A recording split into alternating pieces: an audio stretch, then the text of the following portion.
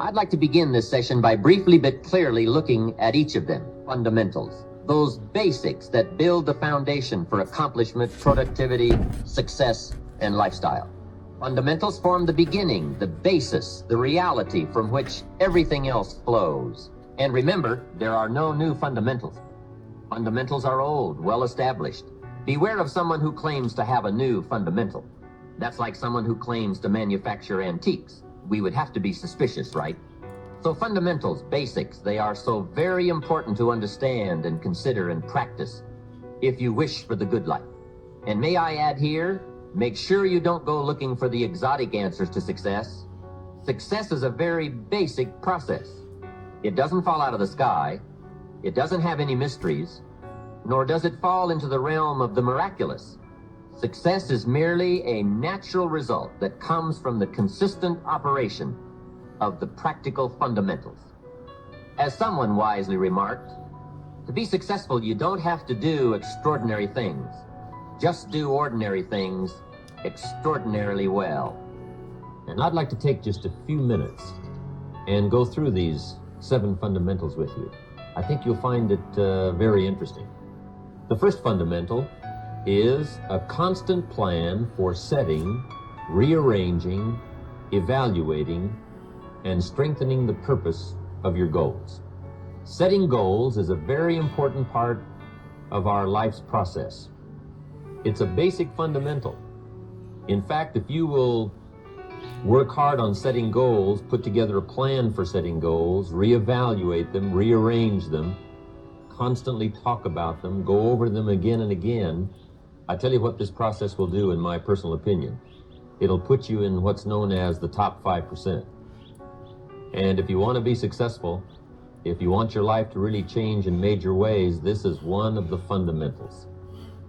Guess how many people have a constant plan for setting, rearranging, evaluating, and strengthening the purpose of their goals?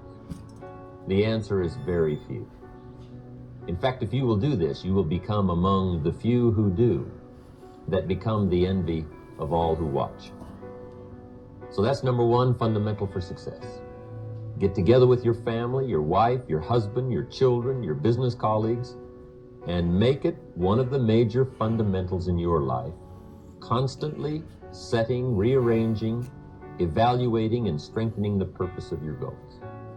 That's number 1 fundamental for success. Here's number 2. The second fundamental is you need a plan, a detailed plan for the use of your work time. We call it a game plan. Most people try to design tomorrow and next week and next month in their head. They try to just decide what they're going to do.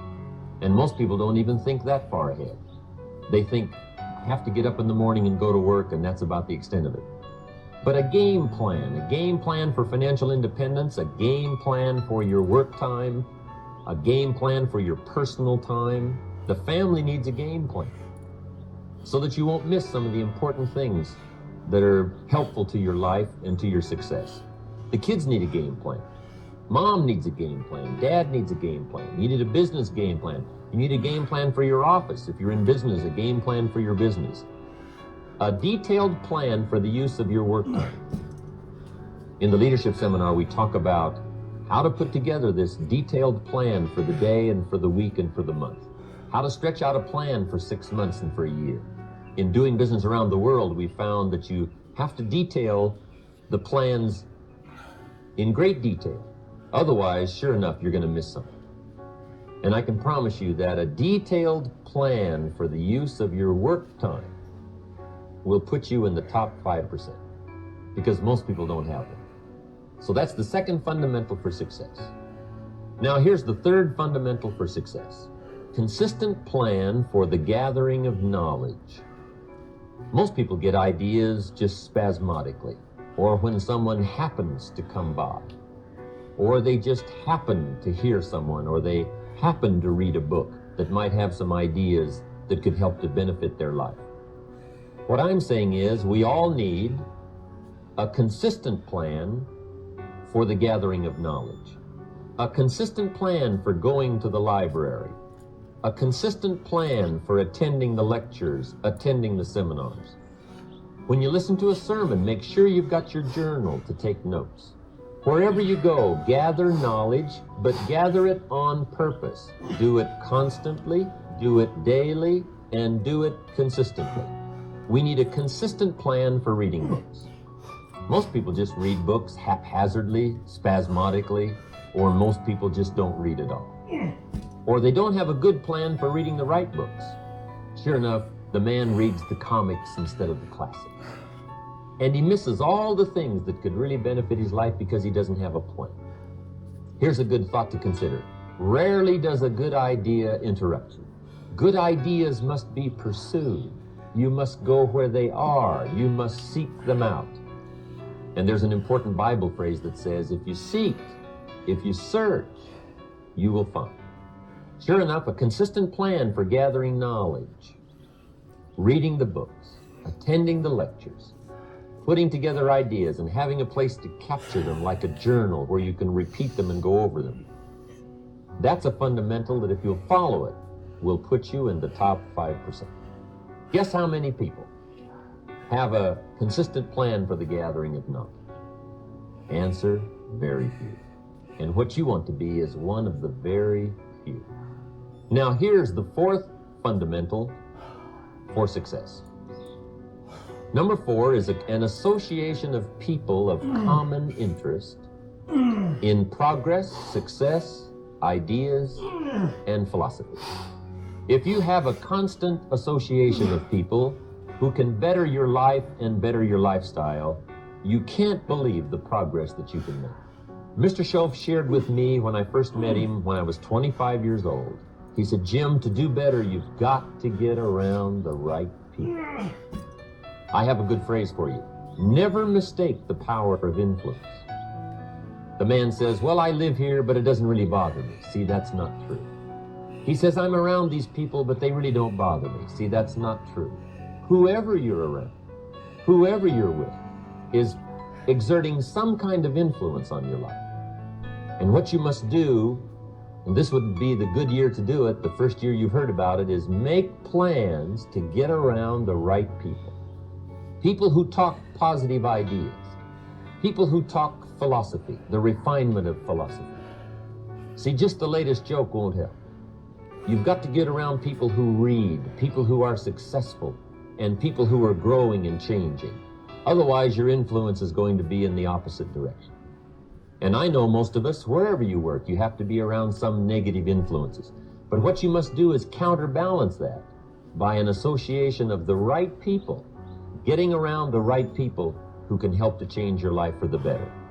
So that's one of the 7 fundamentals, associating with the right people on a constant, consistent basis.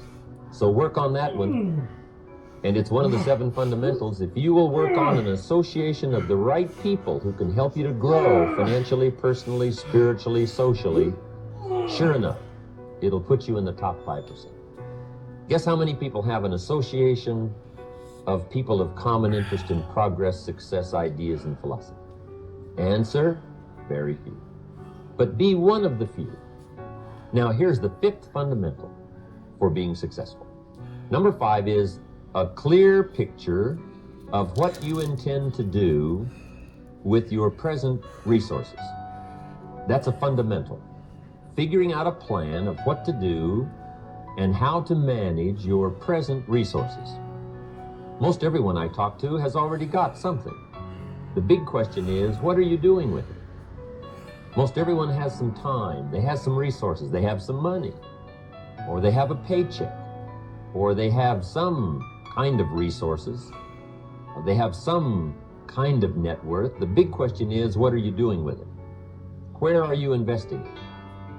Where are you putting it? There's a little simple talk I'm giving now, and it's especially designed for the kids, called The Care and Feeding of the Goose That Lays the Golden Eggs. First of all, you've got to understand about society and about money. You've got to understand how to earn it, where to get it, where it comes from, and the importance of managing it. Kids ought to be taught from the time they're just small what to do with the dollar. If a child has $1 and goes and spends it, right away they've developed the wrong habits. And sure enough, if they continue those poor management habits over the first dollar, you can imagine they're probably going to do the same poor things with those same dollars when they get older. The plans we learn when we're small, sure enough, are most often the plans we follow the rest of our lives. What to do with your money and where to put it. We teach in the care and feeding of the goose that lays the golden eggs. You've got to be a happy taxpayer. You've got to make sure some of your money goes into financial institutions so that successful people can borrow it and start other businesses that employ more people. You've got to make sure that you give some of your money for charity. So for charity and for taxes and for savings and for the accumulation of capital, it's very important to have a management plan for your present resources so that at age 65, you don't wind up like most people do, broke. You wind up with substance. You wind up with plenty to share. You wind up with plenty to enjoy. A plan for using all of your present resources wisely. That's number 5. Here's number 6. The 6th fundamental for success is a plan for the development of all your personal skills. One of the great things to learn in life is that you can learn a great deal. There's hardly anything you can't learn. If you wished, you could learn several languages. There's so many skills that you can develop that you want to make sure that you've got a timetable and a plan for developing all those skills. Don't settle for less than you can be. See, at the end of your life, you don't want to wake up and discover that you've only lived 1/10 of it. And the person you could have become, you let that slide. The skill you could have developed, you just didn't take the time. There's a great deal of discipline required in developing all of your personal skills, but I can tell you that it's well worth the discipline. Make sure you go to the class. Make sure you do all that you possibly can to develop every skill you can, from the skill of leadership, the skill of diplomacy, the skill of language, the skill of business, whatever you can learn, make sure you take the time to learn. Now here's the 7th and last fundamental for success. And this is a very important. Mr. Shove taught me this one when I first met him at age 25. He called it lifestyle. Learning how to live. The 7th fundamental is a constant plan for figuring ways to live uniquely and to enjoy your present substance. Lifestyle is the challenge of learning how to live well. See, if you earned well and didn't live well, see, that would be pitiful. If a man made a great deal of money, but his personality didn't change and his lifestyle didn't change, his uniqueness didn't change, see, that would be pitiful. It's pitiful to find a man in a $500,000 home and sure enough, he's a $5,000 man. Learning the skills of lifestyle. What to do with your money so that you get joy from it. Shoaff taught me the simplest little things, like tip. He taught me what the word tip meant. I didn't know. I'm from a little farm community. What did I know about tip? He said tip, the word T-I-P, tip, comes from a little phrase called to ensure promptness. And the more I thought about that, then I understood what he meant. If a tip is to ensure promptness, when should you give it?